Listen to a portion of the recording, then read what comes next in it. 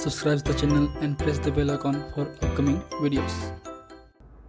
Hello friends, welcome to my channel Pharmacology Concepts by Rajesh Chaudhary, and in this video I will discuss about the basic pathophysiology of the gonorrhoea disease. तो आज के video पे हम बात करेंगे gonorrhoea disease के basic pathology के बारे में। बात करें इस टॉपिक की तो अगर आप फार्मेसी की स्टूडेंट हैं तो आपके B Pharm second semester pathology subject unit number 5 का पार्ट है। And if you want to watch my previous videos regarding the anatomy and physiology और the pathophysiology, you can check description box below और by using this link. So now let's discuss about the topic.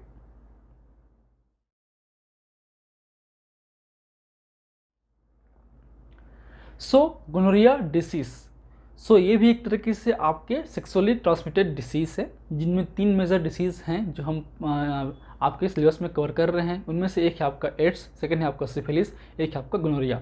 तो एक तरीके से आपके pathology का last chapter है, last class है, ठीक है।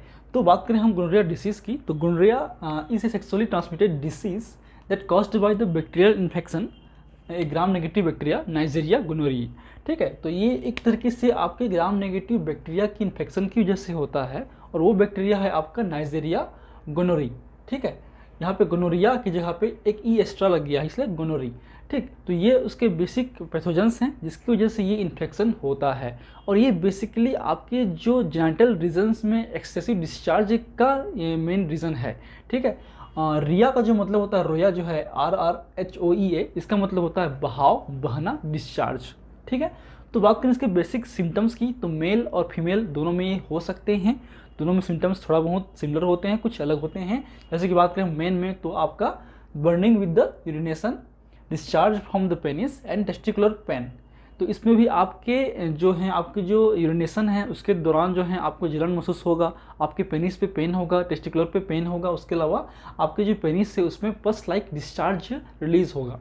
सिमिलरली फीमेल में भी आपकी burning with the urination, vaginal discharge, पस like discharge, vaginal bleeding during the periods, pelvic pain and the pelvic inflammation, ये हो सकते हैं। और ये वुमेन में कॉमन होते हैं मेल की जगह पे, ठीक है। बात करें इसकी ट्रांसमिशन की, तो किस तरीके से फैलता है, तो जाहिर सी बात है क्योंकि ये एसटीडी डिसीज़ है, मीन्स सेक्सुअली ट्रांसमिटेड डिसीज़ है, मीन्स आपके sexual contact with the infected person के थ्रू आपको ये फैलेगा।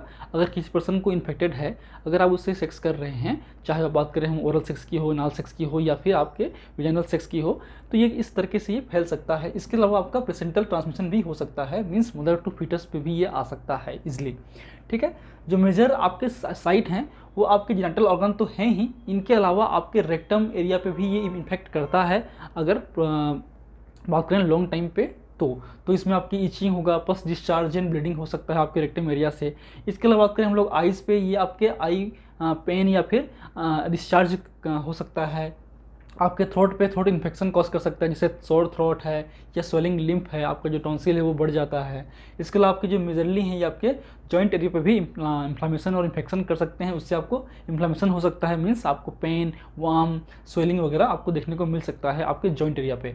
तो कहा जाता है कि जो भी आपके मेल या फीमेल हों, वो 25 ईयर्स से पहले जब उनकी सेक्सुअल एक्टिविटी बढ़ती है तो उन्हें कम से कम साल 2 साल में एक बार गोनोरिया डिसीज़ को चेक करना ज़रूरी हो जाता है, क्योंकि ये बहुत ही कॉमन डिसीज़ है, ये हो सकता है। बट आज के डेट पे थोड़ा सा जो सीवियरिटी है या थोड़ा सा जो कंडीशन है बहुत ही कम है, क्योंकि आपके एडवांस जो ड्रग आ चुके हैं, आपके जो लोग हाइजीन्स मेंटेन कर रहे हैं, इसलिए जो है आज डेट पे ये बहुत ही कम देखने को मिलता है, ठीक है। बात करें इसके बेसिक पैथोफिजियोलॉजी की या पैथोजेनेसिस की, तो ये बेसिकली आपके ग्राम नेगेटिव बैक्टीरिया इसमें रिस्पॉन्सिबल है, वो है आपका नाइजीरिया गोनोरी, ठीक है। तो it is a gram negative bacteria having the pili which protect from the phagocytic action of the neutrophils, क्योंकि पैथोजेंस हैं, जैसे हमारी बॉडी पे अटैक करते हैं, हमारा जो न्यूट्रोफिल है, हमारा जो फेगोसाइटिक सिस्टम है वो एक्टिवेट होता है, और ये न्यूट्रोफिल बैक्टीरियाज को किल करते हैं, इनगल्फ करते हैं। लेकिन ये जो ग्राम नेगेटिव बैक्टीरिया है उनमें होते हैं पिली, ठीक है। ये जो स्ट्रक्चर है ये एक तरीके से फेगोसाइटिक एक्शन को रोकता है, जो कि न्यूट्रोफिल से होता है। इसके अलावा इट हैव आल्सो ये IgA protease enzyme which digests the IgA antibodies that present in the urethra, fallopian tube or the endocervix, allowing to attachment to the this surface, तो बेसिकली इसमें IgA प्रोटेस एंजाइम भी होता है जो IgA against में, IgA antibody के against में ये काम करता है, उसको डिस्ट्रॉय करता है। और ये इजीली फिर आपके जो यूरेथ्रा है, आपके जो फिलिपियन ट्यूब हैं आपके, या इंडोसर्विक्स हैं, उनमें इजीली अटैच हो सकता है और वहाँ पे इंक्यूबेट ग्रो हो सकता है। ठीक है, तो ये बेसिक आपके अटैचमेंट हैं। अब बातें हैं इसके बेसिक चीज़ों के बारे में। तो जैसे अब बैक्टीरिया आपके जितने म्यूकस मेम्ब्रेन्स हैं, ठीक है, आपके जो जेंटल ऑर्गन्स हैं, उनके अलावा जो आपके थ्रोट हैं, आपके जो लंग्स हैं, आपके जो विजाइना है, पेनिस हैं, उनमें ये इजीली ग्रोथ कर सकते हैं। इसके अलावा आपकी यूरेथ्रा है, फिलिपियन ट्यूब्स हैं, ये सब में ये इजीली ग्रोथ करते हैं। तो ये आपके वहाँ पे उस साइड पे ये ग्रो करेंगे, रेप्लिकेट करेंगे। उसके बाद ये आपके एक तरीके से इन्फ्लामेटरी रिएक्शंस को प्रमोट करेंगे, इन्हेंस करेंगे, जो सारे इन्फेक्टिव डिसीज़ में होता है। ठीक है, और ये कहीं ना कहीं धीरे धीरे फिर बाद में फाइब्रोटिक रिएक्शंस को इन्हेंस करते हैं, और इन्हीं फाइब्रोटिक रिएक्शंस के थ्रू ही आपको गोनोरियल सिम्टम्स, आपको कॉम्प्लिकेशंस आपको देखने को मिलता है। तो ये कॉमन एक पाथवे है।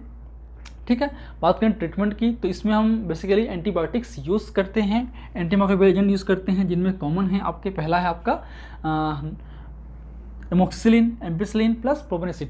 तो हम यहाँ एमोक्सिसिलिन यूज़ कर सकते हैं या फिर एम्पिसिलिन यूज़ कर सकते हैं, साथ में हम लोग प्रोपेनिसिड यूज़ कर सकते हैं।